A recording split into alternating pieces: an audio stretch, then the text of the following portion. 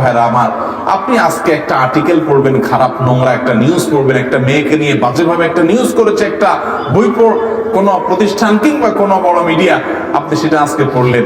কালকে একটা ভিডিওতে একটা মেয়ের অঙ্গভঙ্গি, তার শরীরের বিভিন্ন অঙ্গ প্রত্যঙ্গ দেখলেন, হারাম মজা নিলেন।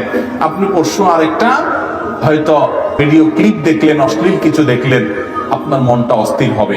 আপনি চোখের জেনা থেকে মনের জেনায় চলে যাবেন, আপনি অনেক জেনায় চলে যাবেন। আপনার বৈবাহিক জীবন ধ্বংস হবে, ঈমান আমল ধ্বংস হবে, আপনি ইবাদতের স্বাদ থেকে বঞ্চিত হয়ে যাবেন। এই জন্য স্মার্টফোন ব্যবহার যারা করবেন, এই গুনাহ থেকে বেঁচে স্মার্টফোন ব্যবহার করা মানুষ এখন সোনার হরিণ হয়ে গেছে। মোবাইল দ্বারা সবচেয়ে বেশি পাপ হয় চোখের গুনাহ। আমার মোবাইলে আমি হারাম কিছু দেখব না। আমার ফেসবুকে যদি কোনো ফ্রেন্ডের, কোনো বন্ধুর লিস্টে থাকার কারণে খারাপ কিছু আসে, ওকে আনফ্রেন্ড করে দিব। কোন পেজ থেকে খারাপ কিছু আসে, ওটাকে আনফলো করে দিব। কোন নিউজ পোর্টাল থেকে বাজে কিছু আছে, ওটাকে ব্লক করে দিব। কোন গ্রুপে থাকার কারণে খারাপ কিছু আসে, ওই গ্রুপ থেকে লিভ নিয়ে নিব।